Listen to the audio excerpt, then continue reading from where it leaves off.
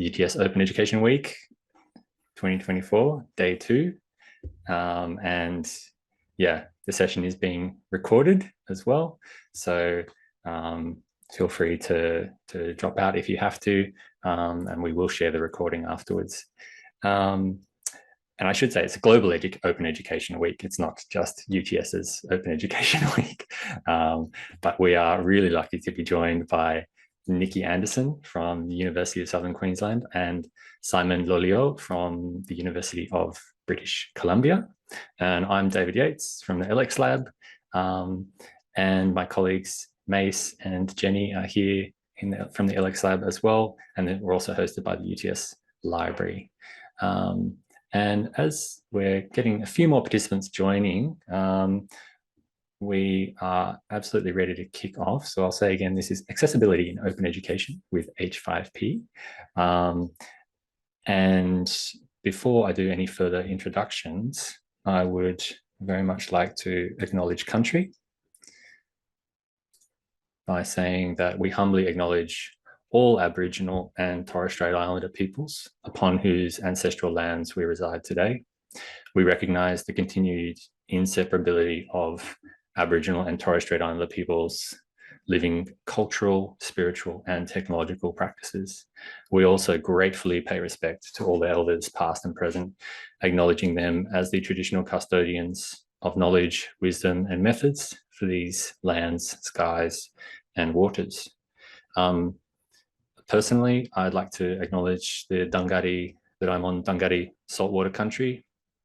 Dungari country is located on the lower mid-north coast of New South Wales. And the image that's on the slide here is from a very beautiful and special place called Little Bay. You can see the pandanus trees on the rocky outcrops there. And the pandanus trees are really iconic of Dungari country as well. But we have 2 wonderful guests also from other parts of the world. So I'd like to acknowledge the First Nations of Southern Queensland as well, and their ongoing connection to country, land and waterways. And I'd also like to acknowledge the traditional, ancestral and unceded territory of the Musqueam First Nation, which is where Simon is joining us from today, and Nikki, of course, joining us from Southern Queensland. I'm going to stop sharing my screen now.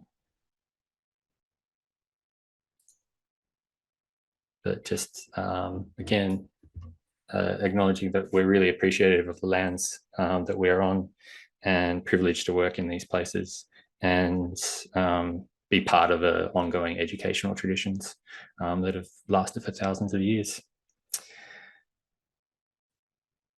Let me now introduce our 2 wonderful speakers,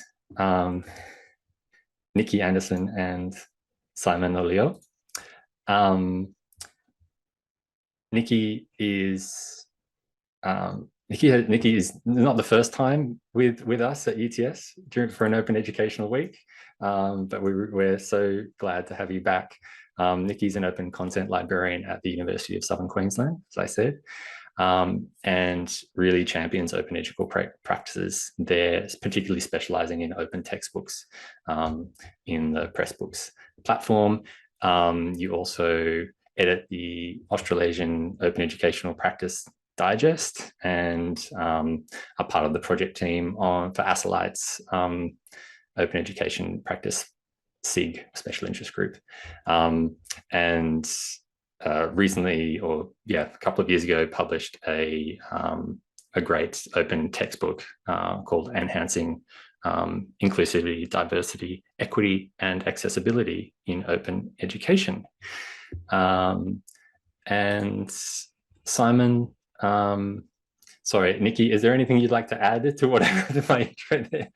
Oh, that's a great introduction. Thank you. Thank you. We're also really lucky. Thanks, Mace, for sharing the links to some of those things I was talking about of Nikki's work as well.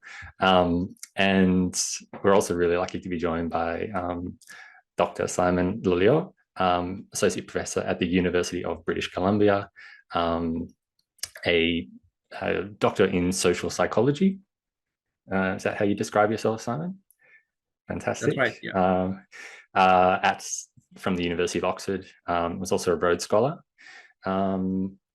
Very keen on an interesting phenomenon called secondary transfer effect. So if you're interested in exploring that sort of psychological phenomena, then please do follow some of Simon's work. For this context, we're really interested in Simon's work promoting H5P, and in particular, his recent, actually only just a couple of weeks ago, on February 21st and 22nd, he coordinated UBC's H5P symposium, where some fantastic work was presented. And thank you again, Jenny, for sharing the link to that symposium. Everybody should really check that out. Really interested to see how UBC is using H5P in that space. And Simon's also been instrumental in introducing H5P activities to UBC's own open psychology textbook as well. So thank you both for coming along.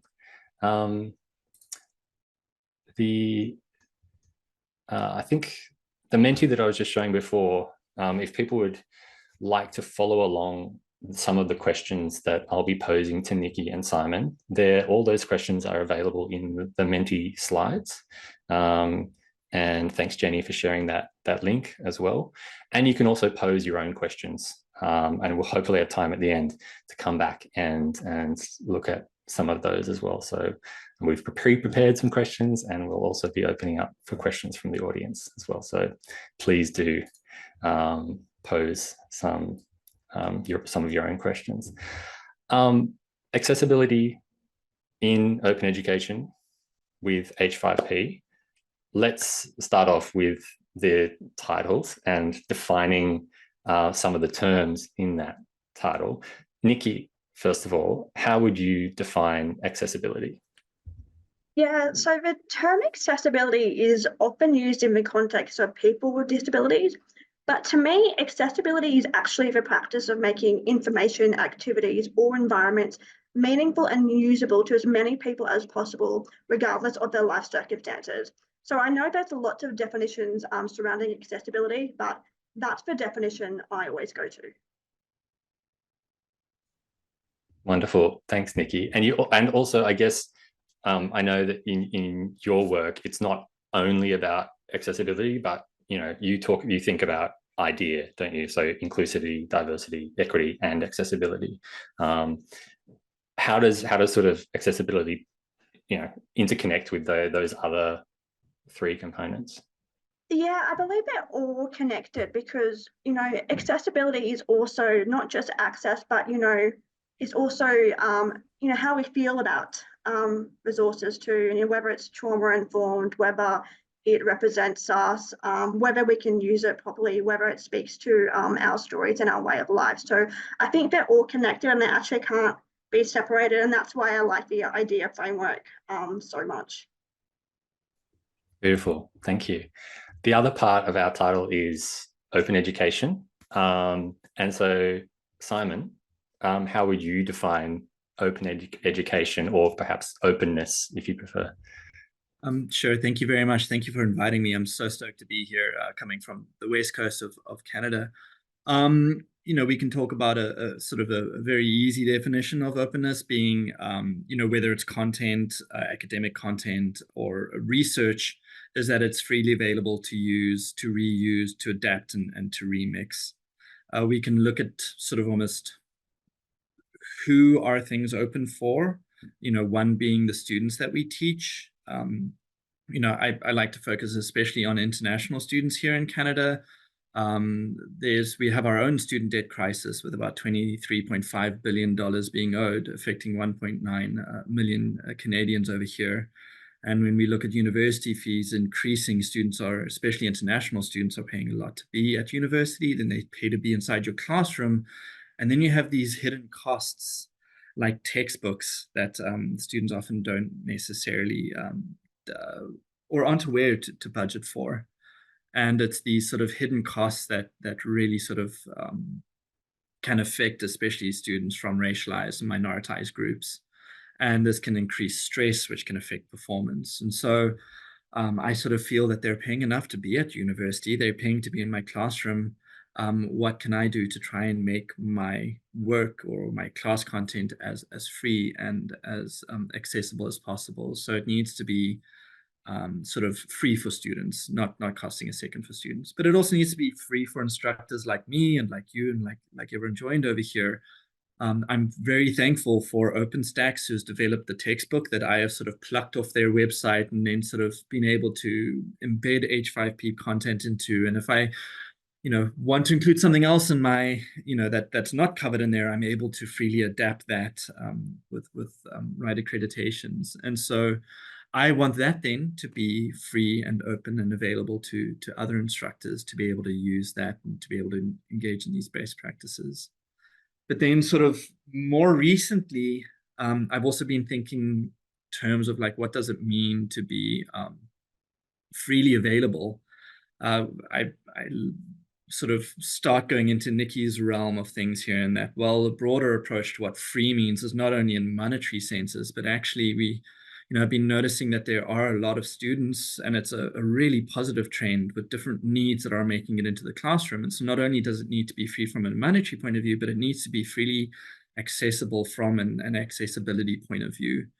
And so if we want something to be freely available, to really be open, it needs to be open and available for everyone. So that's kind of how I sort of see the three levels of unpacking this rather simple definition of it being freely available to use, reuse, adapt, and remix. Brilliant. Yeah, and indeed, the free to be able to improve the accessibility of as well, I think is a really important thing. And without going on too much of a tangent, we do sometimes see that the perhaps publisher content that might be locked away and uneditable, it's not always accessible, it's not always inclusive, it's not always, it doesn't cover the areas that we really want to improve on. So preempting my next question a little bit here, Nikki, why do you think accessibility and inclusion are so important to open education? Yeah, so accessibility and inclusion are really important to openness because really everyone deserves equitable access to information and education, as Simon was saying. But, I think in the open space, we talk a lot about access and affordability. But as Simon was saying, that's only one small part of the relationship between social justice and open education. So, content branded as open may give the impression that OER is universally accessible and inclusive. However, this isn't true, because many users still face barriers to access and inclusion. So you've got technological barriers like inaccessible design, language barriers for those who don't speak or read English. There's representational issues in many textbooks, and there's also issues with internet connectivity and even censorship barriers in some countries. So, I want people to realize that open doesn't always equal access. It doesn't always equal inclusion. And just putting content onto open platforms doesn't automatically make it accessible, but it's about the decisions we make. So open enables us to make inclusive choices as creators and as educators more than a static copyright resource would. So, that's why accessibility and inclusion is really important to openness as creators, because we are the ones with the agency to make decisions that really actually impact on our students, but also impact anyone in the world who may be using our OER.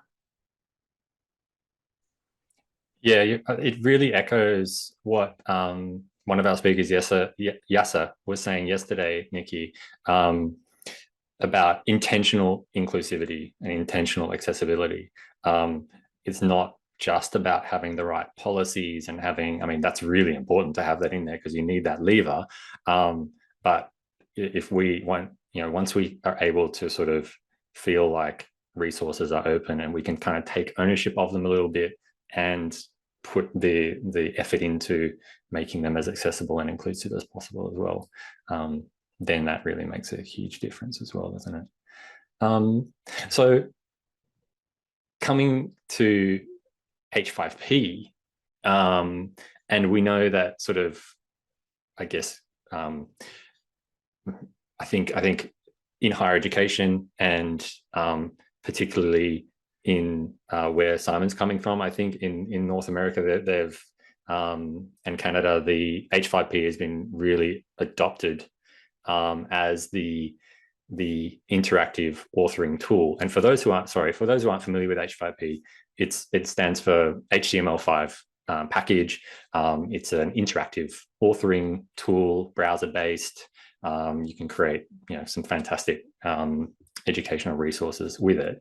But from your perspective, Simon, why do you think H5P has been adopted by a lot of open education advocates, and particularly in the open textbook space as well? Yeah, it's an interesting question, and I've thought about it, and sort of a huge shout out to my wife, Dr. Kaylee Johnson, who also ran the symposium with me last year, who kind of also initially got me interested in H5P as well, and has done a lot of the research with me on this. I think it is flexible. It can be used in a variety of places. We can embed it in an online textbook and any learning management system. I use it in my PowerPoint slides. One of my next projects that I'm hoping to do is that we know that some students prefer owning a physical copy of the book, and sort of these static texts mimic the type of passive engagement with the content that we're trying to get away with in sort of a more active learning paradigm. And H5P actually just allows us to embed the interactivity right into the text so students can check their understanding. It's low stakes, it's formative, you're able to embed feedback. It's just really powerful and flexible. And let me quickly finish that thought about having a textbook, physical textbook, is that you can use a QR code that then links to an H5P activity that you can have. So it's just incredibly flexible. One thing that I quite enjoy and I find quite appealing about H5P is that not all of the content is accessible. And that's not the point that I enjoy about it. What I really enjoy about it is that the team is constantly working to improve the accessibility. There are still some accessibility issues. For instance, I use a lot of interactive video stuff, and they've built in things like closed caption, and they've built in ability to pause so you can engage screen readers. But then there are certain hacks that you need to do, like when you're creating a question, create it as a header so that the keyboard can match onto that. That sort of, you can still find workarounds this, and I trust that in the future there will be an easier update that is then seamlessly included. So I think it's as a system, it's quite intuitive. I think a lot of people are quite scared of the learning curve, but it's actually quite a mild learning curve. And it's just fun to do. It's fun to see it then sort of populate in your book or on your class. It's nice to see students engage with it as well. And so I just think it's incredibly powerful and incredibly flexible, and that's the appeal of it. Thanks, Simon. Yeah, I think fun is something that we've encountered with playing around with H5P things as well. But I think you've hit on the fact that there are inaccessible activity types, but there are also, I guess, ways to approach H5P that can be more accessible than others, right? Can you think of any barriers that are created by inaccessible activities in H5P? There are definitely, sort of, it's almost becomes, so I've been thinking a lot about this question, so I'm sorry that I'm kind of flopping over my sentences here, but there are very clear guidelines as to what is accessible, what meets accessibility standards and what don't. So I feel any, sort of someone who's not up to date on reading that might sort of use some type of tool that is inaccessible, or might just not know how to put a little descriptive caption on an image that is available to students, even if an image doesn't load because of slow internet connection. So for me, sort of what I've been focusing on is that, sort of the LX.lab has a lot of really awesome resources that I've leaned heavily into when looking at how to make my H5P as accessible as possible. A big concern of mine is that I'm not too sure. I wasn't really trained on how to write accessible questions or activities. And so I feel that, if we look at in sort of English universities, 30 to 80% of multiple choice questions have spelling errors in them. And these then affect students who have English as an additional language disproportionately, that up between 10 to 15% of students fail who should have passed. The way that we use language in academia that is sort of very lexically dense, and these long nominal compound noun groups that we've done some research that if you just sort of tease apart the language and not change any of the content, but just break it up apart, you can increase the likelihood that a student will get a question correct. So I feel that there are definitely aspects of H5P that are inaccessible, and not knowing how to use it can make these things inaccessible. But for me, almost the more egregious part of it is writing questions that cue threat, or that use cultural knowledge that are not known by everyone, or that use language structure that is difficult to decode by students. And I think partly we maybe assume ease for goodness. This is easy to use, so I'll do a lot of stuff. And I'll produce a lot of quantity, which may then slip on the quality. And so that's what we tried to do in our symposium last week, was actually just take a step back and look at, well, how do we actually write good questions that are fair questions and have an accessibility and an EDI perspective. We had Dr. Lily May come and talk about writing equitable questions, and it was a fantastic session. So I do invite everyone to go and watch that if you've got a spare. You can skip the parts that I waffle on about and just get to where Lily talks for that bit. But yeah. Thanks, Simon. Nikki, did you have any reflections on what Simon's presented there? Yeah, I absolutely agree with everything Simon says. It's really interesting how simple things like language and stuff often get overlooked. So it's such a really good point. And for me, the main barrier is for people with disabilities, particularly those who use screen readers. So a lot of H5P is still not accessible to some screen reading devices. And as many of you probably know, I was a visually impaired student, so that's what I'm passionate about, is making sure that people with low vision and vision loss can access those resources equitably, because a lot of time I think educators put the active learning and formative assessment in those H5P activities, and those students are really missing out, and that contributes to disengagement and frustration, and even things like retention rates. So that's kind of one of the biggest barriers from my perspective. Yeah, so it's a combination of technical barriers and also just the language and the practice that we engage in. And I guess that's part of the ethos of open educational practice, not just resources, but bringing it all together in a way.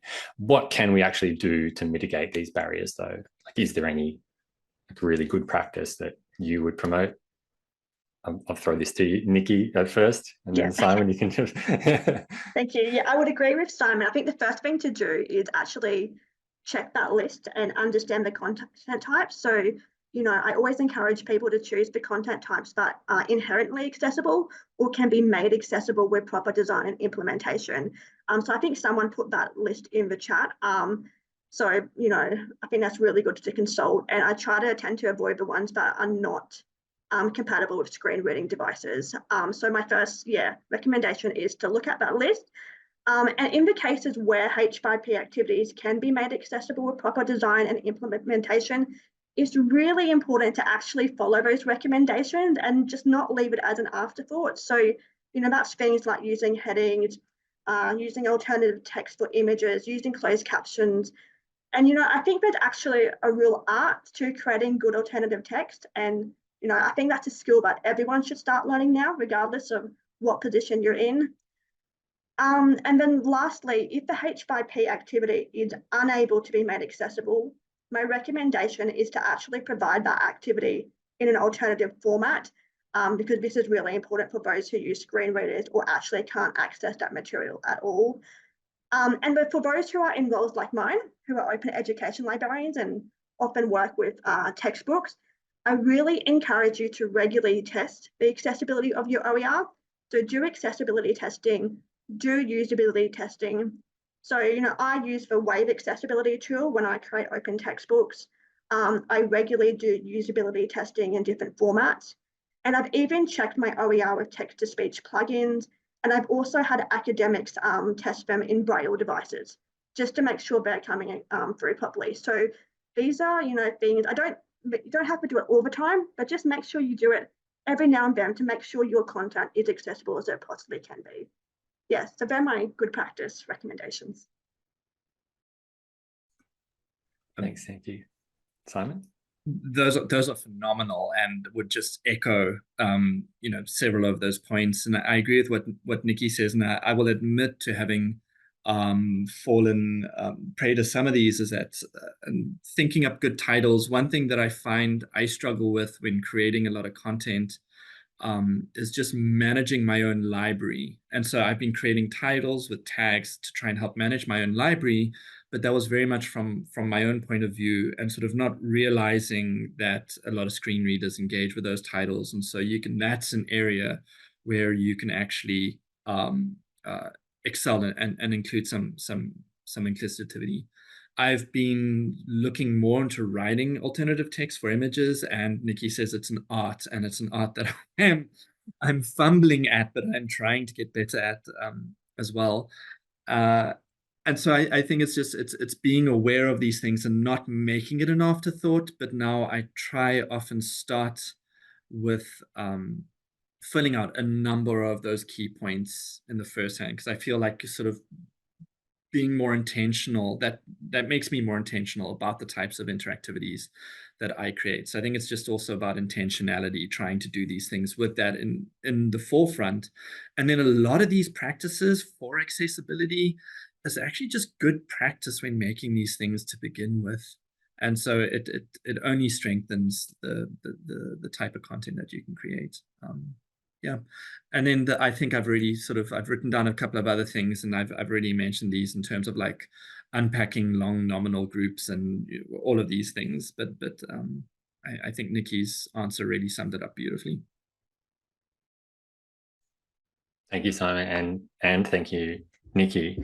Yeah, it does really boil down to good practice generally, doesn't it? It's and yeah, I think that's sort of something that I'm hoping that people like at UTS, the team that I work with, that teams like that, central sort of support teaching and learning teams are able to give academics the space to explore good practice. And again, I'm going to refer to Yasser Tamer, who was speaking yesterday.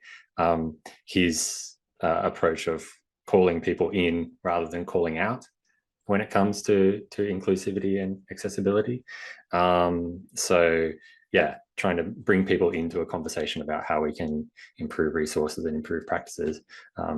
Sometimes it's easy to go, you made it inaccessible, but actually, it's better if we can bring people in and support, because I'm sure Simon, you can attest to this, and Nikki as well. Our experiences in higher education, we know that academics are, at really peak in terms of the kinds of workload that they need to undertake or feel they need to undertake. And it's often, accessibility is something they would really like to be pulling in all the time, but it's easy to miss it. Yeah. Why? This again, next sort of question is, we're getting a little bit philosophical with this one. Why do you think openness as an attitude is important to accessible resources?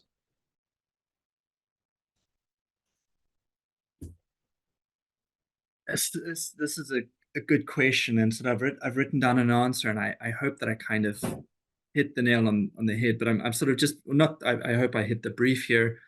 You kind of alluded to it, David. Like, there's this social psychological effect that groups who are heterogeneous, made up of different people of different abilities, different intelligence levels, different backgrounds, outperform groups that are homogeneous. And you can look at social psychological research showing that you can take a group of homogeneous high IQ, and let's just put the problems with the IQ test aside for this example, but people with high IQ supposedly working on a problem underperform compared to groups that have on average a lower IQ, but the IQs are varying. And it's this kind of like wisdom of the crowd, where like these average answers towards things will be better than any individual answer. So one thing I quite like about open education is that, yes, I can create it, but then I've got a lot of eyes on it. And I feel that the open community is very welcoming, that any errors or improvements or suggestions are made in good faith with the idea to improve. And then I just sort of think, openness as an attitude is that, and excuse me for once again going down, my PhD was in reconciliation and conflict resolution. And so I look at a lot of these things from that lens. We live in an era where sort of people say, well, it's 2024 already, right? We should know better, but we still see widening wealth gaps. We see people from racialized and marginalized groups being hit the hardest by fee increases, by food insecurity. And I feel that open education, or this idea of openness, is important for removing some of the barriers that we find within education. We find women experience about 8.2% more debt than men. Minoritized, racialized students leave school with 3 times more debt than non-minoritized students. 80% of students during COVID were hit with an unexpected expense, and 40% of students couldn't pay that expense. And so if you're really serious about removing barriers and giving people the best chance of succeeding and trying to sort of improve everything, open education is not the only tool, but it is one really important tool by which we can sort of move towards this goal. And so that's why I think just generally open education is really important as a mindset. Thank you, Simon. I'm just still, did you say 40% couldn't meet the debt? Yeah, there was a study from I can get the reference for you, but it was 80% of students during COVID-19, and this was in North America, were faced with some sort of unexpected expense, and 40% had a hard time or weren't able to pay it. And that's, these are the types of things that, like, they add stress onto school. It might not be school related, but then if you're someone who needs to work a second job, or starts needing to work a second job or a third job, and carry school on top of that, it just the stress compounds. And so that's why I really do believe in that these hidden costs are sort of really unexpected by students, and it some of them, while they're paying a lot to be here at university, it's these kind of unexpected expenses that really kind of hit the pocket the hardest. And so if we can remove those and make really good quality stuff that is based, like H5P, we were able to leverage a lot of the stuff from cognitive psychology on learning, memory, retention, and we're able to bake it into a textbook. And in a way, then also offer the types of things that traditional publishers are able to offer, because they have these systems where they offer interactivity. I feel that this H5P and embedding interaction is one way that we can answer that dearth in the open education, or that gap in the open education practice, is by starting to offer those types of good practices that are offered by these big publishers, that then you have to pay for. Yeah, that's, sorry to jump in, cut you off, Simon, but just incredible. Absolute agreement there. Nikki, does openness as an attitude feel important to you when it comes to accessible? Yeah, it does. I think by working together openly, individuals can pool all their knowledge and talent and resources to actually develop accessible solutions more effectively. So, as Simon says, like, open allows for more diversity and thought and experience, and that ultimately leads to better progress for everyone and when it comes to accessibility and inclusion. Absolutely. Yeah. I think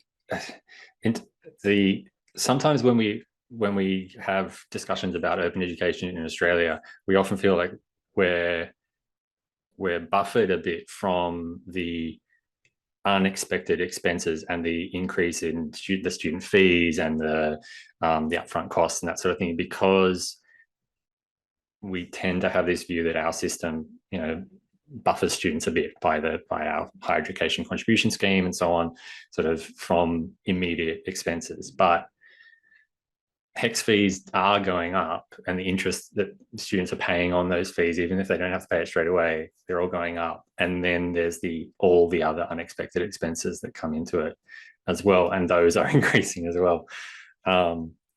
So yeah, we might be unfortunately beyond our sort of, I don't know what to call it, the golden era where we could say students don't have to pay that much. They can get away with not working 3 jobs. That's not really the case anymore at all.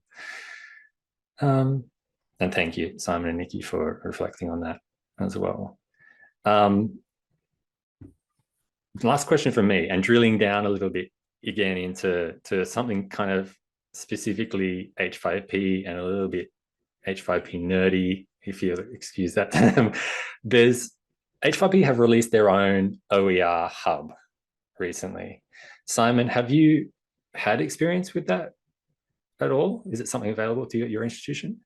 It's not available at our institution, but we've spun up our own hub that we use over here. And so I know we were very lucky to have Sven Tore come and talk to us, and he had said that the OER hub, which has been or the H5P hub, has been kind of we'll release it in the next coming years, and that sort of statement has stayed rather consistent for the coming years.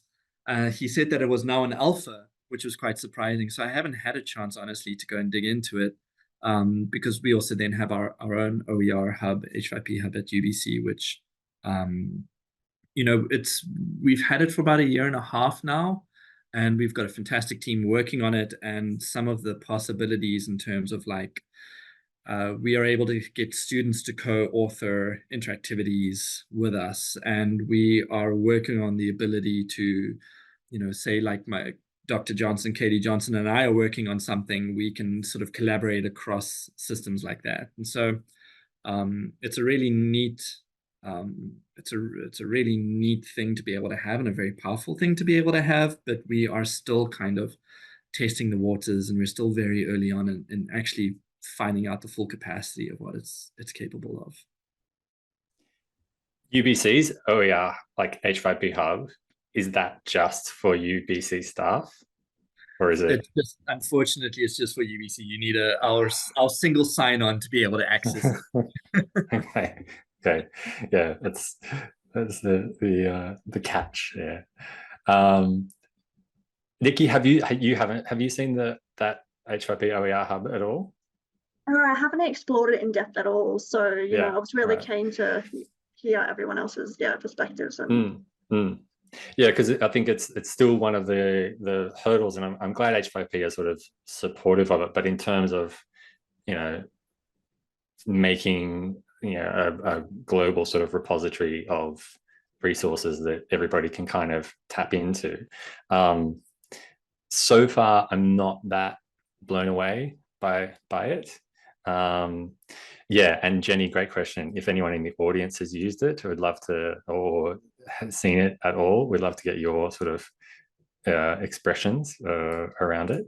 But I'm going to draw us back to and thanks, Simon, for sharing the link to your H5P studio as well. So this is from eCampus Ontario, so on the East Coast. Oh, okay, Ontario. Quite an active, and it's one that we often refer back to. And so I thought I'd pop in there, see if you're all able to access it and poke around and have a look there. Ah, cool. I can. That's great. And it's even listed by license and everything. Oh, that's really cool. Okay, that's for later. I wanted to draw us back to I'm just going to pop into the Menti, and I noticed there's a question from the audience, and it's a question that was sort of buzzing around in my head a little bit as well, but I'll read it out. And in fact, maybe I will even share screen again so that everybody can see it. One second. Okay, so the question is, I work in assistive technologies and quite often come across H5P recordings that are not captioned. Is there any way to add captions after the fact for the hearing impaired students that we support? Now, I know Simon, H5P input symposium, interactive videos was one of the key themes there. Could you talk to this at all? And did that come up? Sure. So this is a great question. I know that, and I meant to say it earlier, so thank you very much for bringing it up over here. In terms of interactive video, H5P isn't able to use the closed captions from YouTube. I've looked at ways in which you can work around that by using these kind of free caption tools, but I've struggled to make it work with my own stuff on YouTube. So the other way to go, we use another video hosting site called Kaltura, where we host our stuff, and then that is able to provide with closed captions that then you need to save in the file format that H5P can talk. I think it's a WRTT. In terms of coming across recordings that are not captioned, you would need to look at what the sharing licenses are there. Often there's a little button if someone's happy for you to share something that will allow you to download or copy that H5P content type into your own instance of H5P, whether you've got that working on on Pressbooks or on WordPress or something like that. And then you would be able to look at ways in which you could get the closed caption and upload it there.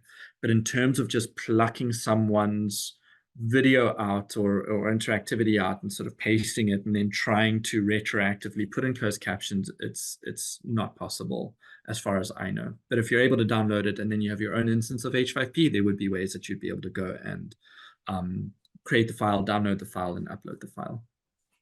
Yeah, and that's the other reason, I guess, to make it open license item as well, isn't it? So that if someone does see it and they see it's not captioned, they can actually, download it, edit it, add captions. I know it is a bit of an arduous process having to actually upload a subtitle file, whatever format that is.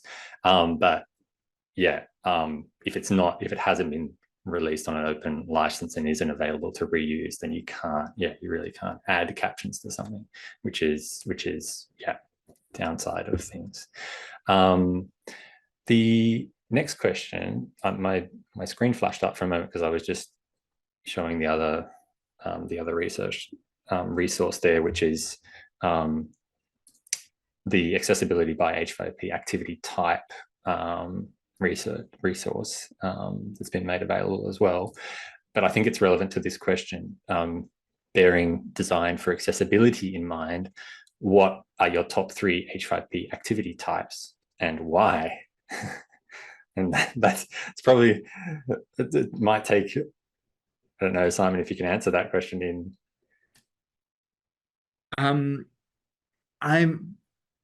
So the 2 or 3 that I use most often that I know have good accessibility options. Actually, no, not ones that I've used most often, but ones that I want to is the question set, which is just a set of multiple choice questions. You're able to randomize questions. You're able to provide feedback. You're able to provide feedback if an option's not taken. It's screen reader friendly. And it just allows you to put a whole bunch of questions in there. So I like that one. That's one of my go-to ones. And that's quite often because a lot of what we use in our large first-year survey courses, we use a lot of multiple choice questions. So I tend to try and train my students on those as much as possible. Yeah, the one that I really like, and it sort of uses some other good practices from cognitive psychology, are the essay style questions, where you propose a prompt, and then you need to have, if you're talking about, I teach sensation and perception, and we talk about sleep apnea, and there are two different types of sleep apnea, a definition of sleep apnea, and who does it affect. And so if you've got those 4 points, you're able to tell H5P to look out for each of those different points. And those are screen reader friendly. They are accessible as far as someone only using a keyboard. They're able to navigate it quite well. In terms of contrast, it's black text on a white background. And then you're able to build in a lot of really good stuff in terms of question construction, in terms of feedback if an item is chosen, feedback if an item is not chosen. And students have sort of come up to me and said they've used it and it's like magic. They don't know how it's able to mark and know what's included and what's not included. So I like using that one. In terms of, this doesn't quite answer your question as far as accessibility in mind, but I do really like interactive videos. Sort of Kaylee and I have looked a lot into, and a lot of our research goes into making sort of these branching interactive videos that if a student gets something wrong, it's then branches to a short little description as to why they got it wrong and allows them to try it again. So students have to master content before moving on. And you're able then, through some clever workarounds, once again, what the LX.lab has on their site, you're able to make those as accessible as possible so that everyone's able to get those really powerful events. And research, our research, if I can plug that ourselves, if I can plug our own research, has shown that students like these interactive and these branching interactivity videos because they feel like they have, compared to reading a text, they find that an interactive video is more appropriately paced than reading a text, which always blows my mind. They feel like they're better able to master the content. They feel that it's more appropriate and they enjoy the learning experience. And then given the type of feedback that you're able to do, which is audio feedback, which you're able to do with a closed caption, they feel like it's more personalized, which then also has this host of other positive motivational, includes increases intrinsic motivation and a whole host of other effects. So those are the 3 that I like to use that I know are good or pass in terms of accessibility. Thanks, Simon.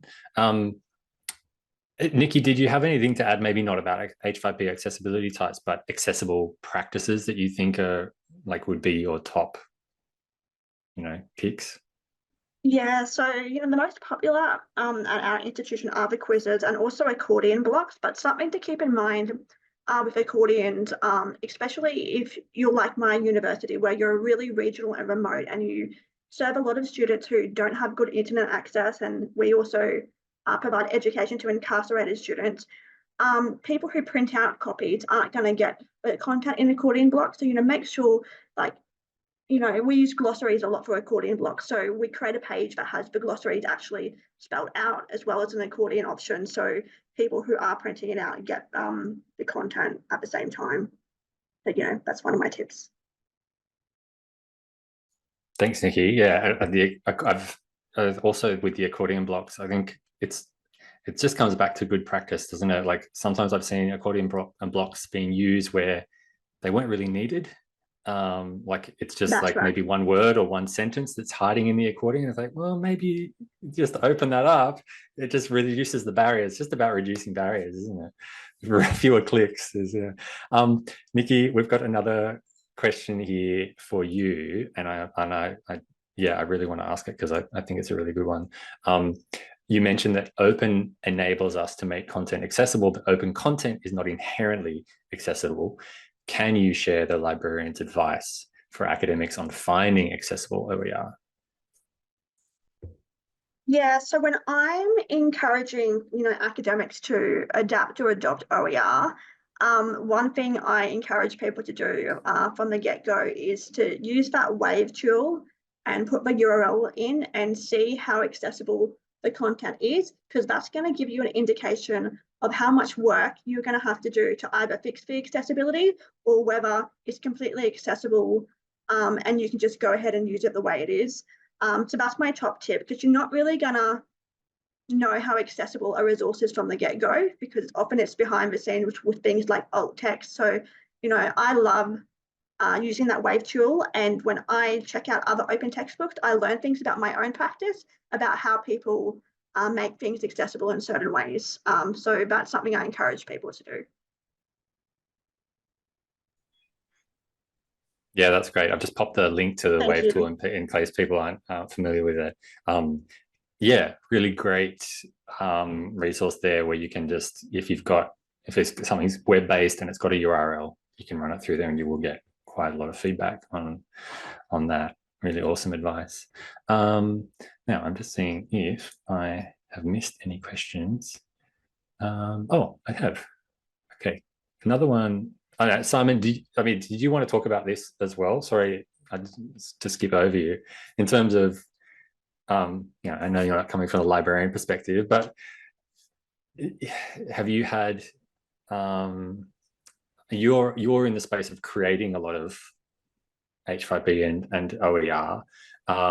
Have you gone out to look for other people's work as well? Apart from like using OpenStack's stuff, I've played around and I've jumped around a bit. I haven't found, and then I've included some. I've gone out and looked for other people's stuff. I honestly haven't done much, because I think when I was doing that was a while ago, when I wasn't as aware of the full capabilities as I maybe should have been. But I agree in terms of like the content is not inherently accessible, and a lot of that comes from beforehand thinking carefully about what are you doing, what types of questions are you asking. You know, thinking about how you set up questions. There's these type K complex multiple choice questions where you have a question, you've got 3 options, and then your 5 options are option 1 and 2, option 2 and 3, option 1 and 3, option 2, option 1. And that's quite cognitively taxing. And we see, especially, this was research that was released last year, that tends to affect women and racialized individuals. And if you ask that question in a non-complex but equivalent form, those gaps just disappear. And so we need to be, as I said a little bit earlier, just intentional about the content that we create and how we go about creating it. And just while I have the microphone, Nikki, thank you for the Wave tool. I was not aware of that, so I'll definitely be using that. Thanks, Simon. Just probably one last question for you. You mentioned that open education creates opportunities for the wisdom of the crowd. In your opinion, how do we tap into the wisdom in teaching practices through adopting open education? How do we tap into the wisdom in teaching through adopting open education? This is a good question, and there are 2 or 3 ways. And part of, you know, when I go and talk about our work at conferences and the research that we do, I try and post our, you know, the links to the type of stuff that we do so that people can go check it out and reply back to us. I constantly have a line open with my students as well, because I teach the past 2 semesters. I've had 1,500 students go through my hands using these textbooks. And so then also one of my other colleagues is using this text in a MOOC. And so I actually find that the most valuable feedback comes from the students who use it, because they'll either point out a poor way in which I phrase something or an error that's come up. And who better to learn from than the people who are using the tool itself. And so that's how I feel sort of tapping into it is actually at the ground level for the people who it's meant for. I had a student the other day who had a unique set of a unique visual impairment that required some tweaks, at least in how I was running my summative assessment. And that helped me think about these things in a different light as well. So I think it's just, you know, we're lucky enough to be in an institution where we've got really switched on, motivated students. And so that's the best place. And then, of course, I go and ask my colleagues and and people for feedback, but primarily it's from the end users. Wonderful. Yeah, we do love student-generated content here as well. I think it's a really undervalued area of open educational resource creation and practice and feedback on, you know, resources and all that sort of thing. So yeah, wonderful to hear you are you're you know, tapping into that as well, Simon. Look, we are plumb out of time, everybody, and I would just like to thank Nikki and Simon again massively for your contributions today and for agreeing to come and for making yourself available and for just being fantastic guests today. Speaking of feedback, I think I would like to get some feedback from the audience as well. And we have a feedback link somewhere in the chat. Thank you very much, Mace, for sharing that. And there's also, I think, in the Menti as well, there is a link to that feedback form. If you've got that open, feel free to go and pop your thoughts in there. We love hearing from our audiences. We love being able to make these types of events more useful for you as well. So thank you everyone for joining. Thank you to all our participants, and thanks again, Nikki and Simon, and thank you, everyone. Thank you very much. Wonderful. Fantastic being here. Thank you for the invitation and the opportunity. Thanks so much, everyone, for coming. And yeah, thanks for the invite. And thanks to UTS for running this week again. It's always fantastic. Yes, thank you, Mace, for organising it. Mace is our lead on that front. So yeah, got to call her out there. Well, I will let Simon have a lovely evening. I'm going to stop recording now as well. Nikki, have a lovely morning. And